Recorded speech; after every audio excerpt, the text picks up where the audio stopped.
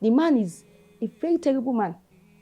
Yes, and he's a wicked man. Men like that should leave the medical students or medical doctors. Leave them for those people that would support them, because it's not about your own feelings. Like my husband, like I mentioned, that is my own support.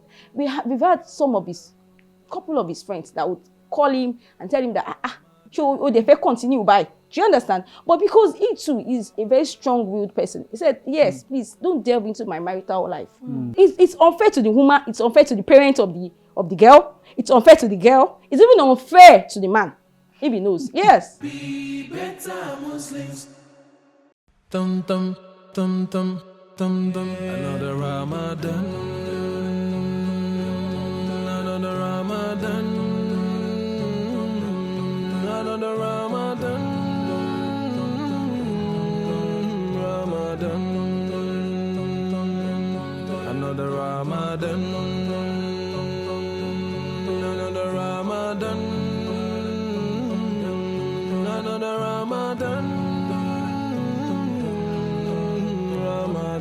Another Ramadan is refreshed by Coca-Cola and nourished by Checkers Custard.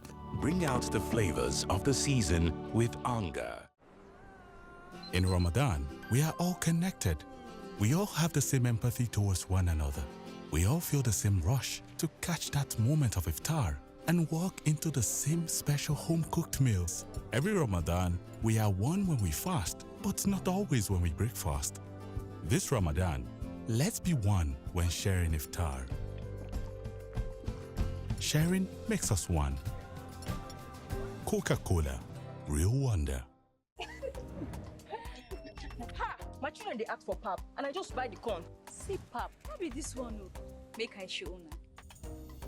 This na Checkers pap. They make Checkers custard pap flavor from corn, milk, and sugar. Make it just add hot boiling water. Turn am, and it don't break. Thank you, Mommy. Checkers is my new joy. Oh, Gigidi, Akamu Kangbe, oh, for collect. Checkers custard pap flavor, 3-in-1. Tasty pap, easy pap. You talked about how a particular colleague of yours had to drop because her husband was not in support of it.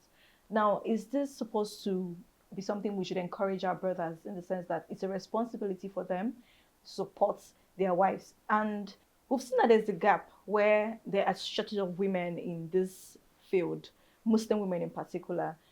Do you think we can encourage more? Is there something we can do to fill that gap? Is there anything we can do? And how can we furthermore encourage our brothers?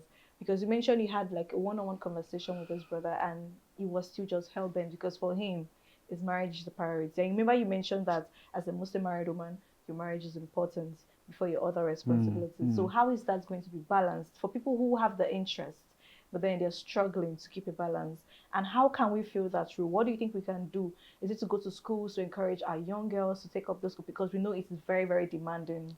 And imagine that you've had to maybe wait, try again, and you're not getting the course, and you think, let me just go for something else. Okay, so thank you for the question. Now, I'm going to answer the question in two parts.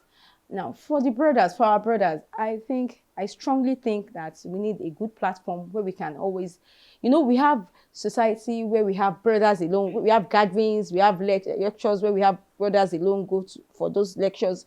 Maybe we can just plead with our leaders, our leaders, they can help talk to them, our men, our husband, our daddies, they should just help beg them. At this point, we're not doing shakara. We are begging that what we need from them is just their support. And this support is a strong support. We need them to be our support system. And we also need them to not make jests of the one supporting his wife. Like my husband, like I mentioned, that is my own support. We've had couple of his friends that would call him and tell him that, they will continue by. Do you understand? But because he too is a very strong-willed person, he said, yes, please don't delve into my marital life. Do you understand? So we don't want brothers out. They are not willing to help. But they should not discourage people that are already in that field helping, That's one. Then also for our sisters, like we have already started the mission. We always, when we see young Muslim women, as Muslim ladies in medical school, we encourage them, we encourage them, we inform them about the importance of coming into O&G. We don't force them. Is it a religious duty now? Do you think it's a religious duty? In a way it is. Yeah. In a way it is, because it is rewarding. One, it is rewarding. You know, mating itself is encompassing. It is draining. It is you need to put in all your energy. Then to have the full reward, you need to do something that will also fetch you rewards from Allah. So once you know you are going into ops and gynecology, why are you going into it? Because you want to help your ummah, you want to help your ummah grow, you want to have a society or a community where your sisters are being seen by sisters alone. Where we have the team, the complete team. You know, you have O&G, you have anesthetics female, you have nurses attend to your sisters from the beginning till the end. Do you understand what I'm saying? And they are discharged without being seen by a male. That is where we are going, and that is what we want. Dr. Animashal, Yes, I think it is also time to let the brothers know the consequences of the path they are treading. If they continue to tread on this path, that it is me and my wife, and what is the detriment to the ummah? Let them know. Thank you for that too. See, in fact, I'm happy you asked me that question. Now, some of our brothers have started seeing the consequences. We have, you know, I'm a specialist in ORG. I work in Island Maternity. Island Maternity is a big hospital, it's a baby factory. We have people come from various places to deliver. So in a day, sometimes we deliver like 15 to 20 patients. Like people come. So most of the times, and it's a referral center where people refer cases from different places. So we have cases of people refer from TBAs. TBAs, when our affairs, they take their wives to those TBAs because they know TBAs are being, the wives are going to be attended by the females, you know. So when they get a book, you know, they are not specialized, they are not professionals. So, and the reasons, major reasons why they take them there is because they don't want them to, they don't want their wives to be seen or attended to by the male doctors they know they will meet in the hospital. So most of the time, or sometimes, or majority of the time, they come down with complications. You know, they start bleeding in those TBAs, and sometimes they lose their wife. I've had one Alpha lost his wife to this. And then the Alpha lost the wife. Now the wife was carrying a twin pregnancy. Instead of him registering the wife in a private, in a government-owned hospital or a private hospital where females can be, where she can be seen by female. No, those ones are a bit expensive, relatively expensive. Or going to a general hospital where the wife will be seen by male doctors, or if she's lucky, she will be seen by female. So he took the wife to a traditional birth attendant, twin pregnancy. And you know, usually we tell them their limitations, but some of these people, they still go beyond their limitations. So this woman attended to the woman with twin pregnancy. She was in labor, started giving some oxytocics that they are not meant to give. So this woman went into labor. At a point, she ruptured her uterus. Ruptured uterus means that the uterus got tore. So it tore, and she started bleeding. But luckily for her, she was able to get the woman and the husband, they were able to get the woman to the hospital where we attended. But unfortunately, we lost the woman just because of this. So a lot of cases. If I start mentioning, I'm sure I will not live here. So we have cases like that. So why do we need to have all these cases, to wait till we start having all these cases before our brothers realize that it is time to help our ummah? It is time to help the Muslim community. Now, Jazakumullah khairan for your insights. Now, take a look at this, a situation where, look at in your own case. You said your parents were one of your strongest support system before you got married to your husband. Now imagine them putting you through medical school, paying the bills through your education, and then getting married to a man who says, put your certificate away and stay at home. How will they feel if it was him that put his own daughter through medical school and ask her to sit down at home? How will he feel? I need to sit well to answer this question because this is a very terrible case, I must say. You know, our parents, when they train us, they put much interest, like they give financial support out of their hard work, you know, hard labor. They send us to school, especially female child. Now, in fact, some culture, they will tell you not to send female children to school. So when we have parents that send their own female child to school to study medicine, and at some point the girl is willing to get married, or it's at the point of getting married, now getting married to a Muslim brother, the Muslim brother now telling the girl, that medical student or medical doctor, not to work. Is that fair? That's being unfair. Is it unfair to the woman? It's unfair to the woman. It's unfair to the parent of the girl. It's unfair to the girl. It's even unfair to the man, if he knows. Yes, it is. It is. It is unfair because, look at the man. I just feel the man is just being selfish. And that is still what we are talking about. We want a platform where we are going to address this set of men. And here you are. This is here. Please, we need to plead and talk to them, because the man knows that this lady is about to get married to is a doctor or will be a doctor. Or maybe at that point, he was about getting married to that girl. Maybe she was a medical student. And he knows that definitely she will still become a doctor. So why would you go marry the lady and at the end of the day, tell her to sit at home? When we have other ladies in school, those study other courses, why not marry those ones? Do you understand? And then tell them to sit at home. Because you know that we need doctors to come to the field. Not at home. And we need you, the men, to help shaping and give them the full support so that they can be on the field and they can do well. Not at home. That's why I said the man is a very terrible man. Yes, and he's a wicked man. So men like that should leave the medical students or medical doctors. Leave them for those people that would support them, because it's not about your own feelings. It's not about your own the advantages that comes to you. It's about the woman. Think of the woman first. The woman needs us. The Muslim community needs the female doctors. They need us. We want a community where, like I keep saying, where we want a female to come to the ward, to the hospital, be attended to by a female nurse, female doctor, female anesthetics, female radiologist. When we want to do scan, there was a time a colleague of mine wanted to do scan. She's a Muslim.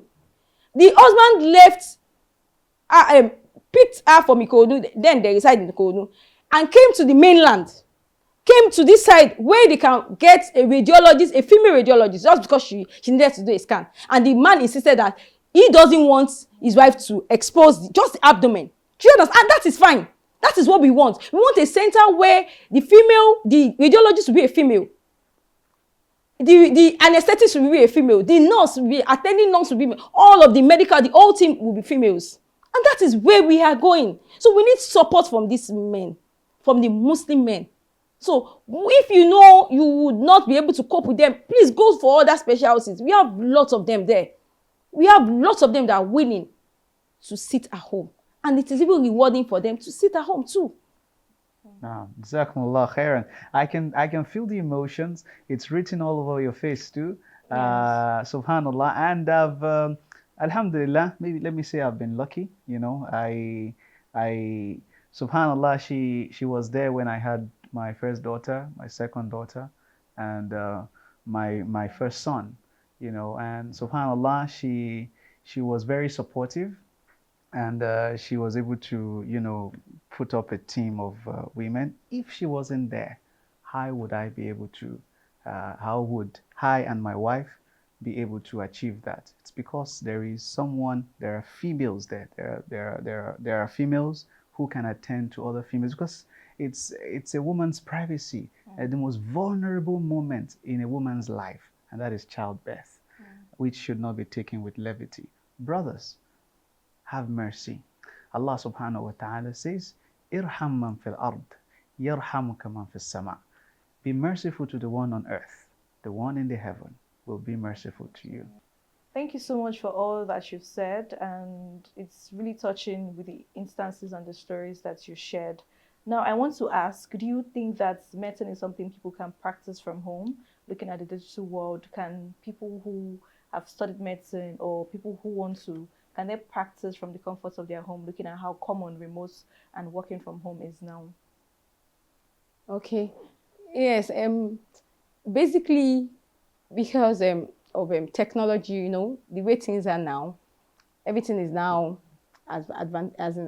advanced. We have technology, we have innovations and all. But for medicine, there's still some part of, though we have some part of medicine that we can do telemedicine, as in consult from home. But even before you get to that particular position where you can become a consultant, you still need to do some rotations. You need to go to the hospital, you need to do residency. Residency, at some point you do calls, you go to work. So when you get to that particular position as a consultant, you can now consult from that telemedicine, but not for all specialty. So for obstetric and gynecology, we are surgeons. You need to see your patient physically. You need to attend to them, attend to emergencies. Most of them, they come in with bleeding. You can't attend to that from home. You do understand? So, but basically now, answering that question, what we have now, my friend, myself and some particular set of people, 6, 7 of us now, we have amongst us, we have 3 gynecologists, specialist gynecologists, we have anesthetic, we are all females, we have a pediatrician, we have radiologist. It's a complete team. We even have a microbiologist and all. So we came together, like, what do we have to offer to the Ummah? So we came together with the support of our husband and some other male counterparts who are willing to put down money. So we came up with a new hospital. The hospital is on the island and Lekki. It's called the Solely Specialist. I am the medical director of the hospital. So what we do is gender specific. So when you call in, you want your wife to be seen by female teams, we have that. A male comes in, we have the male team. Right from the onset, you'll be seen by male doctor, you'll be seen by the male nurse. Do you understand? Then when we have surgeries, we have all the female team. Some people, they are not, they will tell you, I don't mind, I want this particular doctor to attend to we have all those offers. So we can come up with that. We can, people can always come there. We also want to encourage some other doctors, colleagues of us to have that too, so that we can have, that is where we start from. Little by little, we get to where we mean to go. So we'll be able to achieve our vision and our mission as a Muslim community. Naam, Jazakumullah khairan for your insights. You've talked about the Solis Specialist Hospital. You have all females team attending to females, and you have male doctors too attending to male patients. Now, I come to think of it that on the flip side, there are some Muslim brothers too who wouldn't allow themselves to be attended to by female doctors. I'm one of them actually. But subhanallah, from an Islamic perspective, perhaps maybe that can be on the mubah. That okay, fine. If there's an absence of a male attendant, so maybe a female can attend, but I don't think it equates with the vulnerability that a woman will be during childbirth. I mean, for example, you're checking my BP, my blood pressure, or taking some samples. It doesn't give so much exposure as childbirth. Yes. Let me take you on that. Yeah. See, basically, for men, like you said, you rightly said, there are some things like checking the BP. It's not a big deal, but there's some procedures like catheterization. We do catheterization for males. So, and back to that, when I was in medical school, I had to go through urology. Yeah, because of that, urology. I skipped some postings. You had no choice than to just take a male, catheterize. All of those things are part of the trainings. So we have some procedures that they're just expose them. Yeah, so at that place we have people to attend to them, gender specific, male doctors, male nurses, male attendants attend to them. Thank you so much, ma'am, for your time and for all that you've shared with us, inclusive of your experience. It's been really touching, and I hope that it's a call to our brothers out there, particularly those that would insist that their wives must be tended to by the females, but then they don't want them practicing, or they're not encouraging them to practice. But before you go, we have a gift from one of our sponsors who would like to give you this. We hope that it's one of our favorites. Yes, do you take this? I do. I love it. Snack on this since you're always very busy. Yes. So check us custard. I'm sure will come in handy. Thank you. Are you a heavy sahur eater or light sahur eater? I'm a light sahur eater. So this is good. Thank you so much for watching today's episode. We hope that maybe one lady or one young girl out there is going to be inspired to go pick up a jam form, or maybe go back to school to study medicine, you'll be here to get all the support that you need. Thank you so much for watching. And if you want to catch up on other episodes, you can subscribe to our YouTube channel at Another Ramadan TV, and you can follow us on Instagram at Another Ramadan_TV. Follow us on Facebook and TikTok at Another Ramadan TV series. And we can't wait to see you tomorrow. Assalamu alaikum wa rahmatullahi wa barakatuh. Another Ramadan, Ramadan, another Ramadan. In Ramadan, we are all connected. We all have the same empathy towards one another. We all feel the same rush to catch that moment of iftar and walk into the same special home-cooked meals. Every Ramadan, we are one when we fast, but not always when we break fast. This Ramadan, let's be one when sharing iftar. Sharing makes us one. Coca-Cola, real wonder. During this blessed month, we begin with prayer, with faith, and with the spirit of giving. Ramadan is more than just about fasting. It's about bringing hearts together. Together we break our fast and celebrate the blessings of this holy month. Bring out the flavors of the season with Anga. Ramadan Kareem. Dum dum dum dum dum dum. The month of fasting, the month of forgiveness. Of frivolities, embrace the beauty of the day. Assalamu alaikum warahmatullahi wabarakatuh. You're welcome to the kitchen segment of Another Ramadan TV series. As for today, I am all by myself, and today we're going to be making pepper soup noodles. You know, noodles are quick meal to fix and all of that. So today we are taking it to another level. So before we do that, we're going to go on a break, and when we're back, we'll get into it. Dum dum dum. The month of fasting, the month of forgiveness. Ha! My children, they ask for pap, and I just buy the corn. See, pap, what be this one? Make I show una. This na checkers pap. They make checkers custard pap flavor from corn, milk, and sugar. Make it just add hot boiling water. Turn am, and it don't ready. Thank you, mommy. Checkers is my new joy. Oh, gigidi, akamukangbe, oh, for collect. Checkers custard pap flavor 3 in 1. Tasty pap, easy pap. During this blessed month, we begin with prayer, with faith, and with the spirit of giving. Ramadan is more than just about fasting. It's about bringing hearts together. Together we break our fast and celebrate the blessings of this holy month. Bring out the flavors of the season with Anga. Ramadan Kareem. Dum dum dum. The month of fasting, the month of forgiveness. Welcome back, and let's start cooking. So, firstly, we need to wash our hands. Very important. So, we are going to start by making our pepper soup first. Before I pour my ingredients, we have our noodles here. We have our pepper, the pepper soup spice. We have the noodle seasoning. We have garlic, ginger, carrots for garnishing, and spring onions, and chicken breast with sweet corn. So I am going to pour my pepper and the pepper soup spice into it first. My ginger and my garlic will go into it.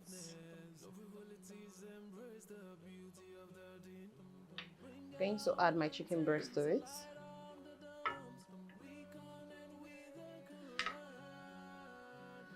The carrots. My seasoning, of course. And I'll mix everything together. Okay.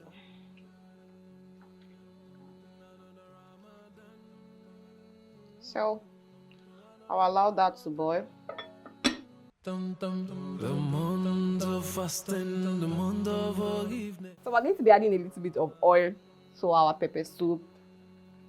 Yes. And while that is boiling, I need to bring out my plate. The month of fasting, the month of forgiveness. In Ramadan, we are all connected. We all have the same empathy towards one another. We all feel the same rush to catch that moment of iftar and walk into the same special home-cooked meals. Every Ramadan, we are one when we fast, but not always when we break fast. This Ramadan, let's be one when sharing iftar. Sharing makes us one. Coca-Cola, real wonder. Ha! My children, they ask for pap, and I just buy the corn. See, pap, no be this one, no. Make I show una. This na checkers pap. They make checkers custard pap flavor from corn, milk, and sugar. Make it just add hot boiling water. Turn am, and it don't break. Thank you, mommy. Checkers is my new joy. Oh, gigidi, akamukankwe, ofo correct. Checkers custard pap flavor 3 in 1. Tasty pap, easy pap. The month of fasting, the month of forgiveness. Yes. Okay. Can you see the face of my pepper soup? Can you see? From the face, you know it is going to be very, very spicy. Very, very. So, okay. So, it is time for us to dish. Ooh.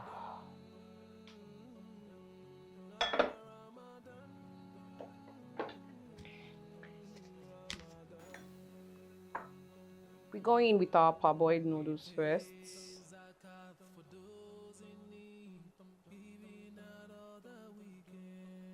Yes.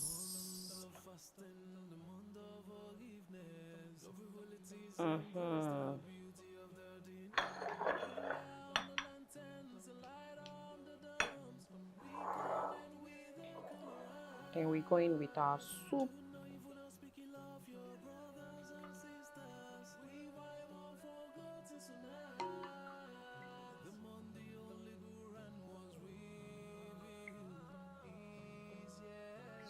But you have to be generous with your soup because it is pepper soup noodles.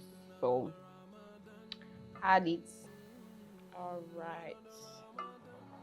I'm going to be adding my sweet corn for garnishing.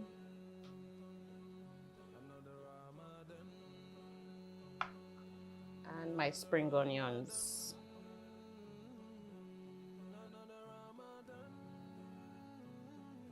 Okay.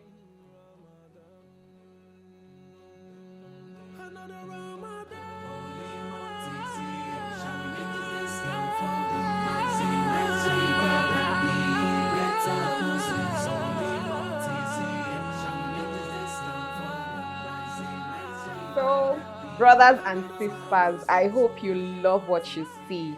I already took my pepper soup to another level, the noodles pepper soup to another level.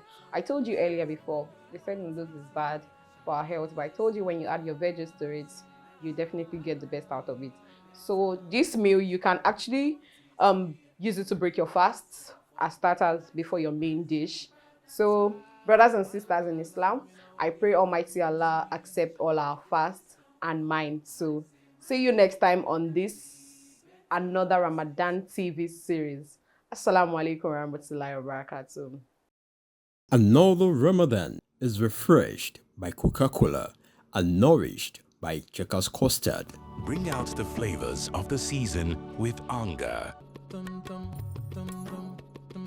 holy month is here again, praising Allah day. From dawn to dusk we fast and pray, we chant and put to chain. Bring out the lanterns, light on the dumps, we connect with the Quran. Do not even speak, love your brother.